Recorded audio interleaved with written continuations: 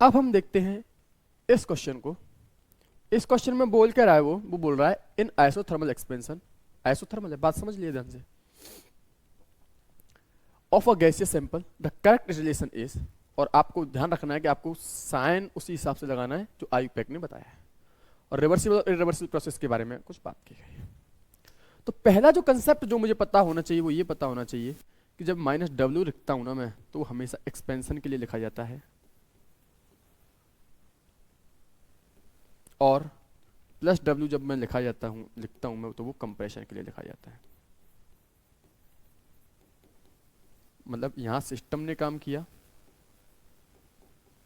यहां सिस्टम पे काम हुआ। पहला मुझे ये पता होना चाहिए। दूसरा मुझे जो पता होना चाहिए वो ये पता होना चाहिए कि डेल ई हो, इंटरनल एनर्जी चेंज हो, डेल एच हो, एट कांस्टेंट टेम्परेचर, ये दोनों ही जीरो होते हैं। तीसरी चीज के बारे में जो मुझे जानकारी होनी चाहिए वो ये होनी चाहिए, डेल यू बराबर होता है मेरा क्यू प्लस डब्ल्यू, और जब डेल यू जीरो हो गया मेरा, तो क्यू बराबर होता है मेरा माइनस के डब्ल्यू। अगर मुझे इन कॉन्सेप्ट के बारे में पता है तो मैं इस क्वेश्चन को कर ले जाऊंगा। तो बात समझिएगा, मैं पहला पॉइंट उठाऊंगा कि इन ये दोनों स्टेटमेंट क्या सही है या गलत है। तो समझिएगा बात को कि उसने बोला क्या है कि वो एक्सपेंशन दिखा रहा है। क्या दिखा रहा है? एक्सपेंशन। क्या दिखा रहा है वो? एक्सपेंशन का काम है। एक्सपेंशन मतलब केस या यूज हुआ। तो समझिएगा बात को, मैं क्या बोलना चाह रहा हूं कि जब भी एक्सपेंशन होता है तो हमेशा याद रखना माइनस के वर्क रिवर्सिबल, क्या माइनस के वर्क रिवर्सिबल माइनस के वर्क इरिवर्सिबल से ज्यादा होता है। और यह जो माइनस है ना, वही तो एक्सपेंशन को बता रहा है। समझ आई बात?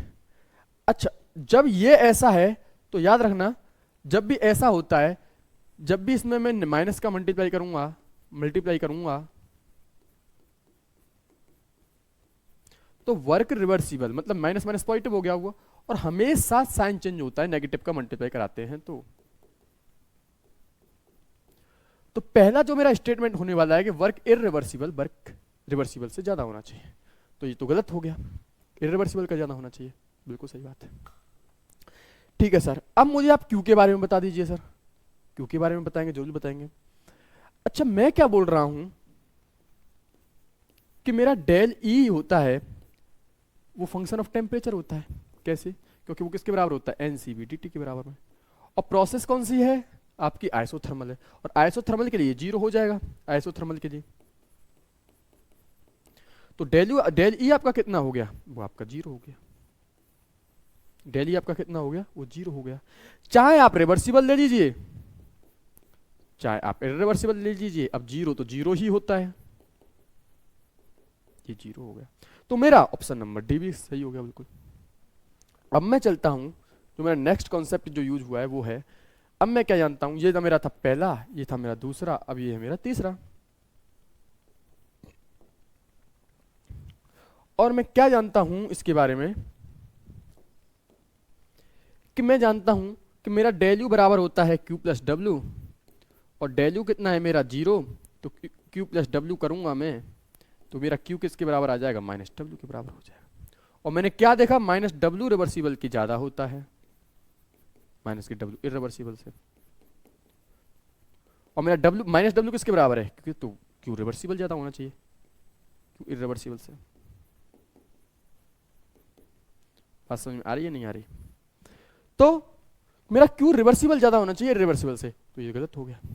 ऐसा क्यों हुआ? क्योंकि डेल यू बराबर होता है क्यू प्लस डब्ल्यू, क्यू बराबर होगा माइनस के डब्ल्यू, तो माइनस डब्ल्यू रिवर्सिबल का ज्यादा है, तो मतलब क्यू रिवर्सिबल का भी तो ज्यादा होगा, क्योंकि क्यू बराबर क्या मेरा? माइनस डब्ल्यू है।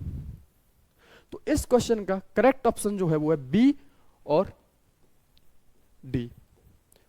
ए और सी मेरे बिल्कुल गलत है। तो सिर्फ ये कॉन्सेप्ट था, एक्सपेंशन में माइनस वर्क इरिवर्सिबल से ज्यादा होता है। जब मैं माइनस का मल्टीप्लाई करूंगा तो वर्क रिवर्सिबल से ज्यादा होगा, ये मुझे पता लग गया था, क्योंकि हमेशा मल्टीप्लाई करते हैं तो ये साइन हमेशा अपोजिट हो जाते हैं। तीसरा, मुझे डेली यूज का पता होना चाहिए कि वो एनसीबी डीटी के बराबर होता है, और आइसोथर्मल प्रोसेस है तो डीटी जीरो हो गया और डेली जीरो हो गया। तो एक्सपेंशन हो या रिवर्सिबल हो, वो तो जीरो ही होगा। और मुझे पता होना चाहिए डेली बराबर होता है क्यू प्लस डब्ल्यू, क्यू हो गया माइनस डब्ल्यू की, तो माइनस डब्ल्यू किसका ज्यादा होता है? रिवर्सिबल का। तो क्यू किसका ज्यादा होगा? रिवर्सिबल का ज्यादा होगा। तो ये था कॉन्सेप्ट, ये था इसका सॉल्यूशन। और मुझे जो आंसर मिले, जो सही आंसर थे वो थे बी और डी, और जो गलत थे वो ए और सी थे। तो इस क्वेश्चन का जो करेक्ट आंसर है, जो हमसे करेक्ट पूछा गया, वो हमारा बी और डी।